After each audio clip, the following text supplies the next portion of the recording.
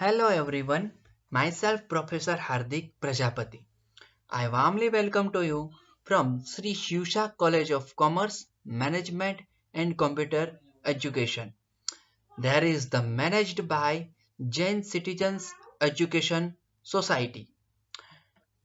Today we are study about communication skill and business writing skill in English in BBA Sem 1 department.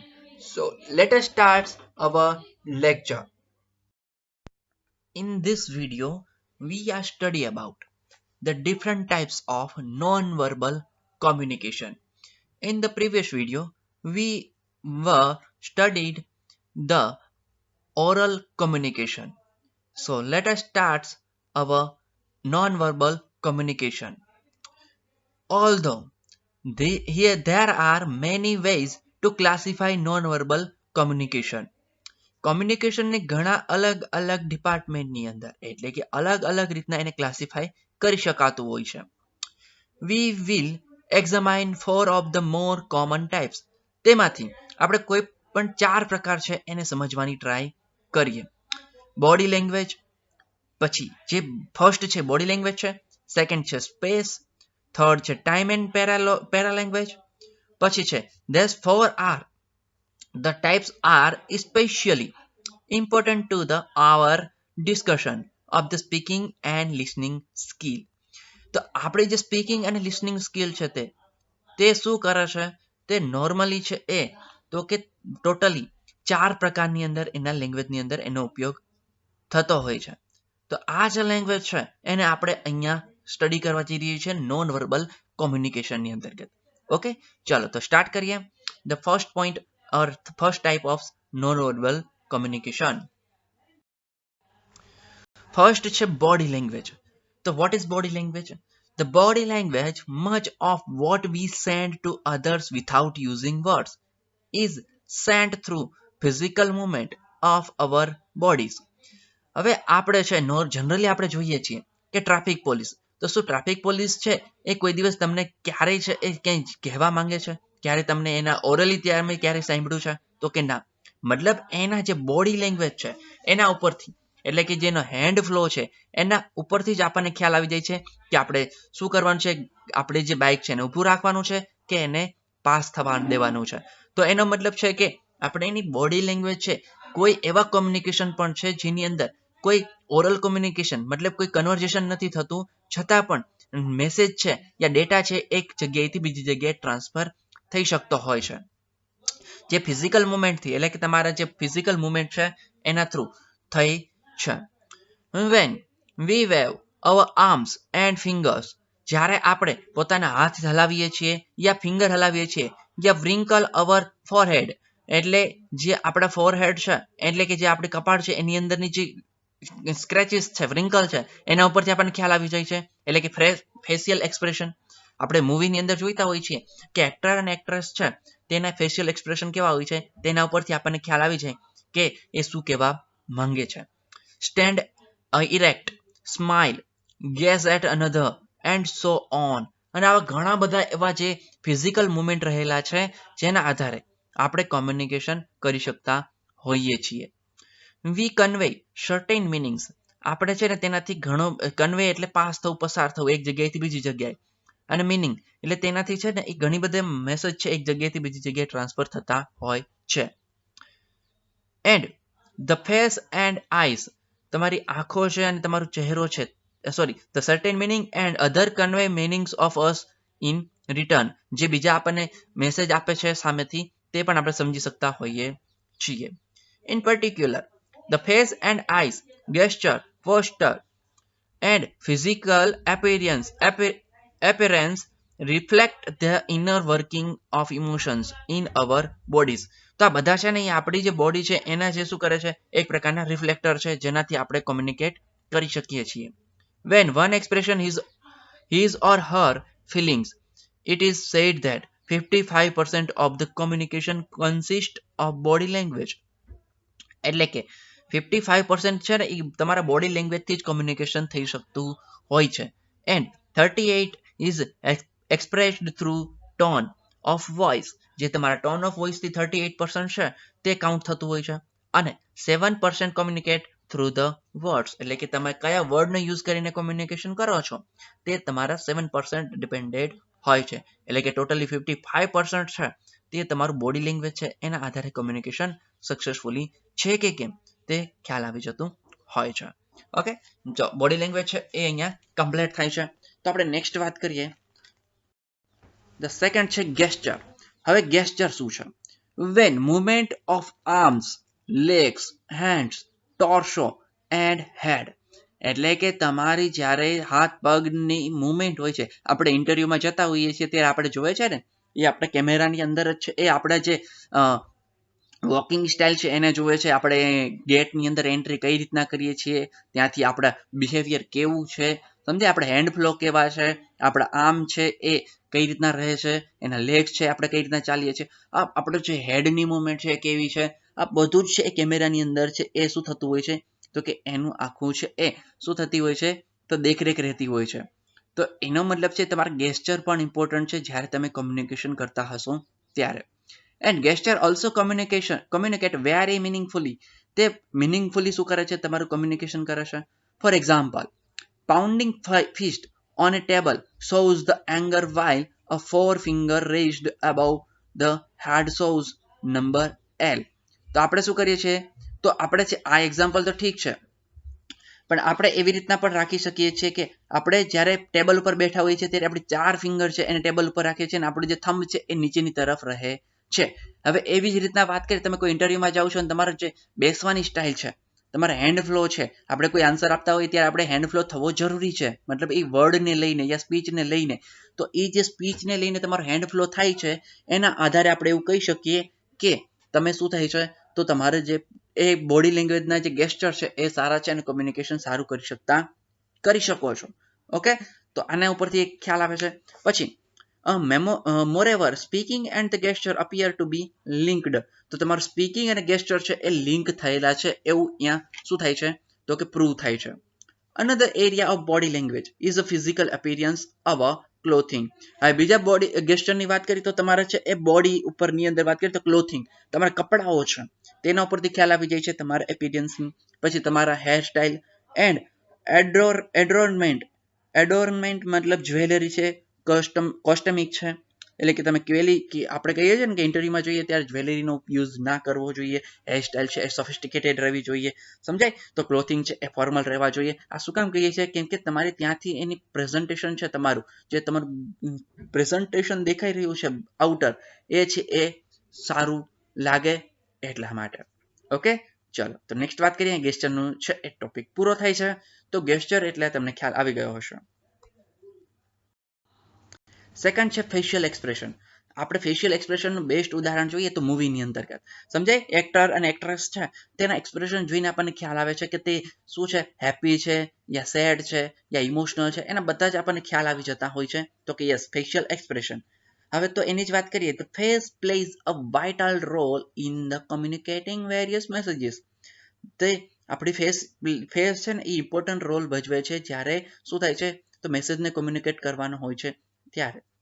The eyes, આંખો છે તે, the eyebrow, તમારા eyebrow છે તે, and the root of the nose, તમારા નોઝનું જે root છે તે, the lower face are all the capable to conveying the attitudes and emotions. જ્યારે તમારી આંખો, ચહેરો, પછી આઈબ્રો અને તમારો નોઝ, તમારા જે લોઅર લેવલ ફેસ છે એ બધું જ છે એ જણાવી આપે છે તમારા કોમ્યુનિકેશનને. તમે એટીટ્યુડ્સ તમારો કેવો છે અને ઇમોશન કેવા છે એ બધું જ ખ્યાલ આવી જાય છે આ બધાના ફેશિયલ એક્સપ્રેશન પરથી.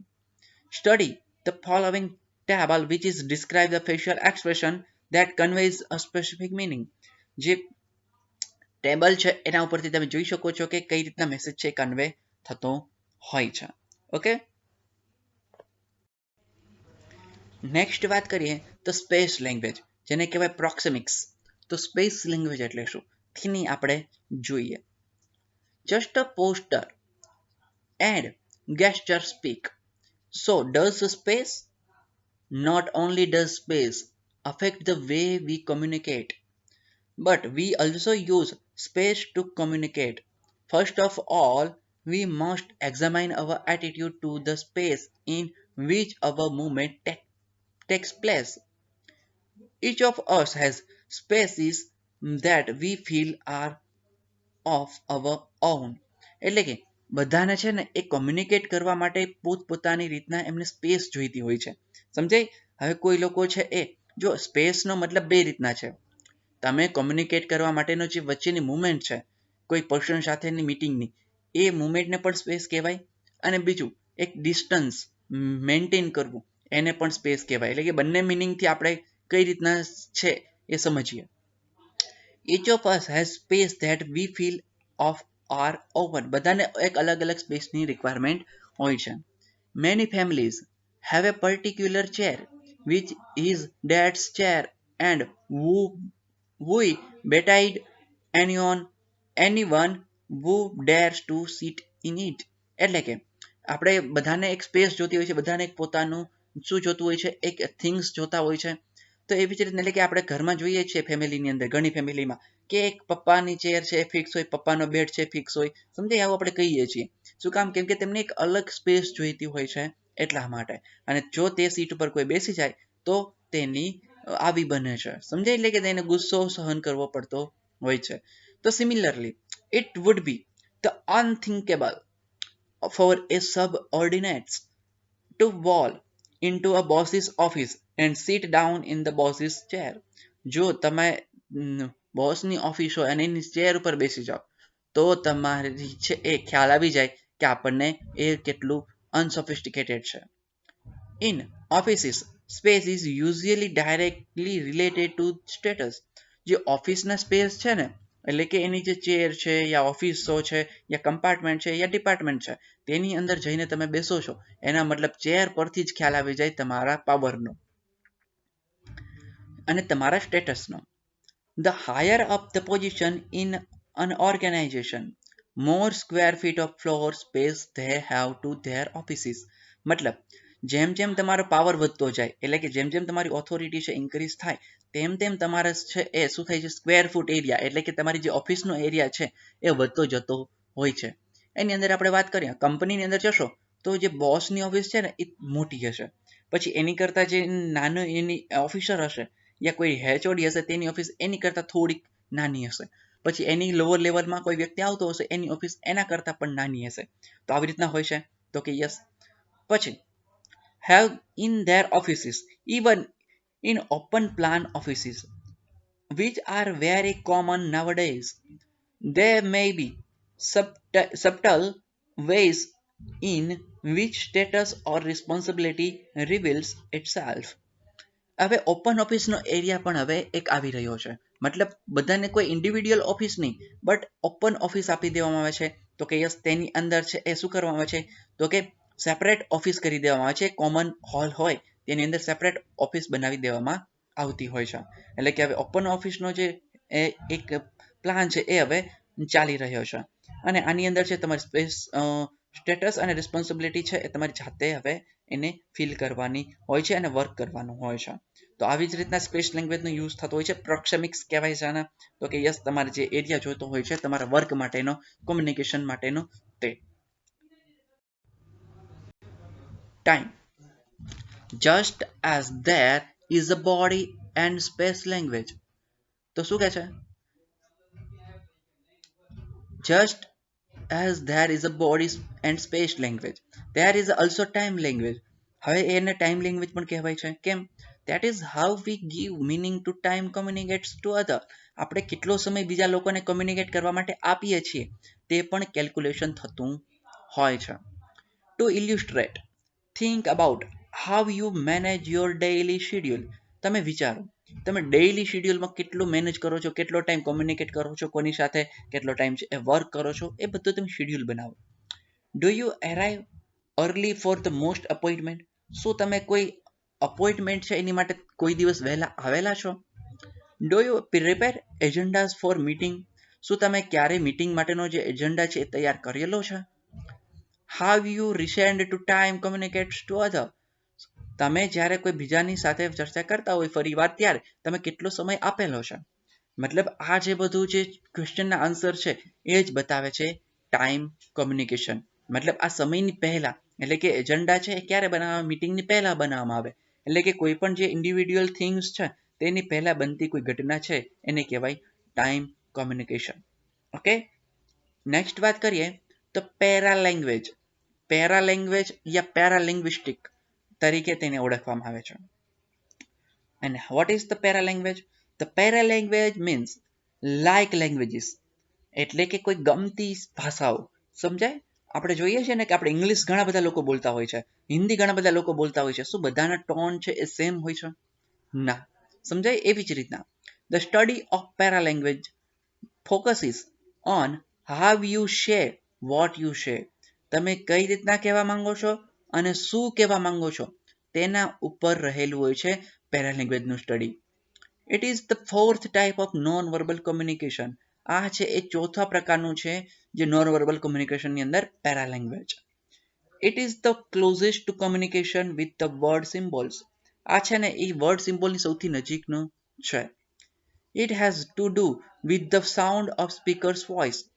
જે સ્પીકરનું સાઉન્ડ છે તેની સાથે ડાયરેક્ટલી મેચ કરતું હોય છે. Those hints and signals in the way the words are delivered.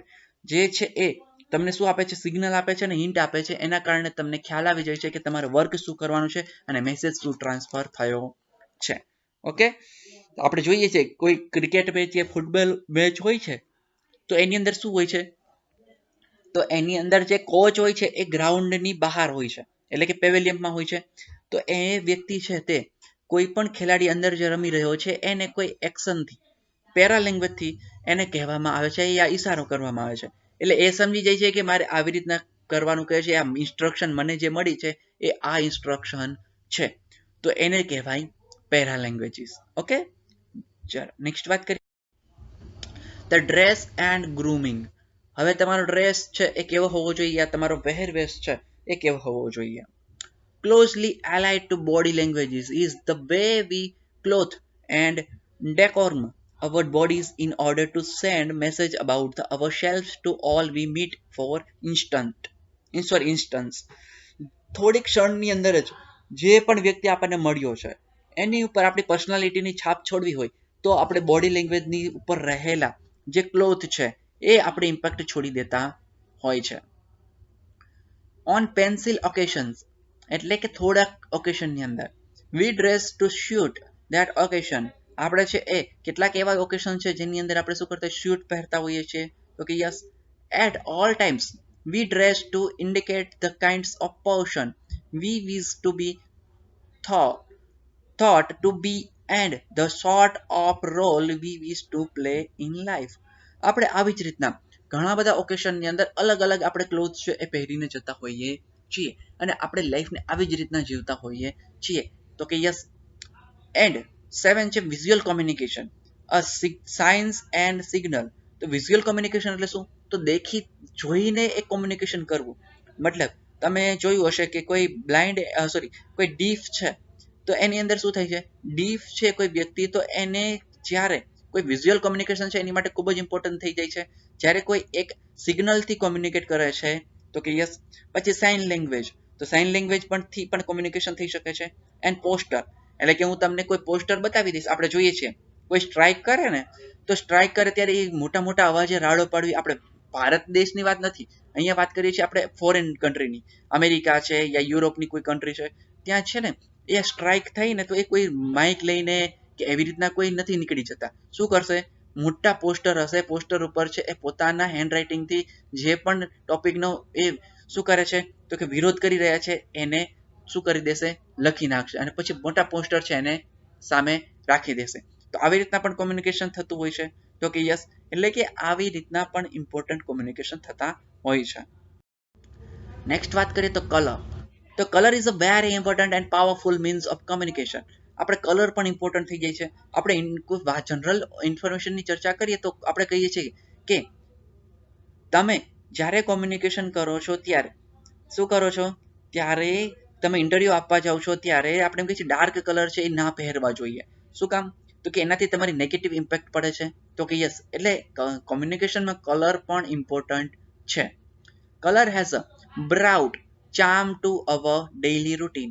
તો કલર છે ને એ શું કરે છે, આપણા જે ડેઇલી રૂટીન છે એની અંદર એક શું કરે છે, ચામ ભરી દે છે. વી use it in our clothing, જેને આપણે આપણા કપડાની ઉપર દેખાડતા હોઈએ છીએ. In our home for decorating etc, આપણા ઘરને શણગારવું, આપણા ઘરને સ્વચ્છ રાખવું, આપણી ઓફિસને ક્લીન રાખવી, આપણે ઓફિસની અંદરનું જે સ્ટાઇલ છે કલરના, જે વોલના કલર છે યા કોઈ બીજા ઓર્નામેન્ટ છે તેનો કલર, બધું ઇમ્પોર્ટન્ટ છે. It plays such an important role in our life, જે આપણા ઇમ્પોર્ટન્ટ રોલ છે તેની અંદર ખૂબ જ રોલ સારો ભજવે છે. It has become an inseparable part of our existence, જે આપણો એક્ઝિસ્ટન્સ, જે આપણી વાસ્તવિકતા છે એને દૂર કરી શકાય તેવો ભાગ નથી, એ જોડાયેલો જ છે. Green colours indicates the danger and safety respectively, તો ગ્રીન કલર છે એ શું દેખાડે છે, તો ડેન્જર દેખાડે છે અને સેફટી દેખાડે છે. And traffic jam controlled correctly and instant by the just colour signal, તો ટ્રાફિક છે એ પણ શું કરવામાં આવે છે, ટ્રાફિક જામને પણ રિમૂવ કરવામાં આવે છે કલરના આધારે. એટલે કે આપણને ઘણી બધી ટ્રાફિક સિગ્નલ હોય એની ઉપર આપણે ગ્રીન લાઇટ કઈ હોય છે ત્યારે આપણે શું કરીએ છીએ, તો આપણે નીકળી જઈએ છીએ, રેડ લાઇટ હોય ત્યારે આપણે ઊભા રહી જઈએ છીએ. તો આવી જ રીતના છે એ કોમ્યુનિકેશન થતું હોય છે કલરને લઈને. Raising up normal flags of a different countries communicates the sentiment of the nation. Color are used to give a message. Okay, yes. તો કે જેવી રીતના આપણે ઓલિમ્પિકની અંદર કોઈને ગોલ્ડ મેડલ મળે તો એની અંદર ફ્લેગ છે એ ટોપ ઉપર રાખવામાં આવે, મતલબ ફર્સ્ટ પર્સન હોય એ કન્ટ્રીનો દેશ, સેકન્ડ પર્સન હોય એ કન્ટ્રીનો દેશ, તો એના ઉપરથી પણ કોમ્યુનિકેશન થઈ જતું હોય છે કે આ કન્ટ્રીનો ફ્લેગ ઊંચો છે, મતલબ ટોપ ઉપર છે, તો એનો મતલબ એ કન્ટ્રીનો કોઈ પ્લેયર છે એ ફર્સ્ટ આવેલ છે. Traffic signals red and white flag brings a cease fire between two fighting armies. Anthem by the distinct colors on the flag. Color represents the psychological and emotional states and different moods. જે colour છે ને તમારા psychological અને emotional mood ઉપર effect કરે છે, attract કરે છે. Black colour stands for death and sorrow, કાળો કલર છે ને એ મૃત્યુ માટે અને દુઃખનું પ્રતીક છે. Red colour for a danger, red colour છે એ ડેન્જર માટેનું કલર ફોલો કરે છે, સોરી ત્યાં રેડ છે, રીડ નથી. White for peace and purity, white છે એ એકદમ શું શાંતિ માટે અને તો કે તમારી પ્યોરિટી છે એની માટે. Colour tells us about the people and their culture, colour છે એ એમનું કલ્ચર આપણને બતાવે છે. જેમ પંજાબી લોકો છે એનો જે કુર્તો અને પાયજામા છે એવી રીતના હોય છે, જ્યારે સાઉથ ઇન્ડિયન છે એની ધોતી હોય છે, એવી જ રીતના ગુજરાતી લોકોને પેન્ટ શર્ટ છે. તો આવી રીતના મતલબ એક તમારું કલ્ચર પણ બતાવતા હોય છે. લાસ્ટ વાત કરીએ ચાર્ટ્સ, મેપ્સ એન્ડ ગ્રાફ્સ, તો ચાર્ટ છે એના દ્વારા પણ આપણે કોમ્યુનિકેશન કરી શકીએ છીએ, મેપ દ્વારા પણ કોમ્યુનિકેટ થાય છે અને ગ્રાફ્સ દ્વારા પણ કોમ્યુનિકેશન થઈ શકતું હોય છે. ઓકે, ચાલો તો અહીંયા વાત કરીએ આપણે તો એ મુજબ કે આપણા ઓરલ નોન વર્બલ કોમ્યુનિકેશન છે તે અહીંયા પૂરું થાય છે. તો કે યસ, અને તેને તમારે નોટ ડાઉન કરવા છે, તેના મેઇન 4 પોઈન્ટ છે, બટ આ 4 પોઈન્ટ્સની અંદર સબ પોઈન્ટ છે એ પણ તમારે યાદ રાખવાના છે. ઓકે, ચલો તો આ વિડીયો લેક્ચરને અહીંયા સ્ટોપ રાખીએ, ફરીવાર મળીશું નવા લેક્ચરની સાથે નવા ટોપિક પર. Thank you very much.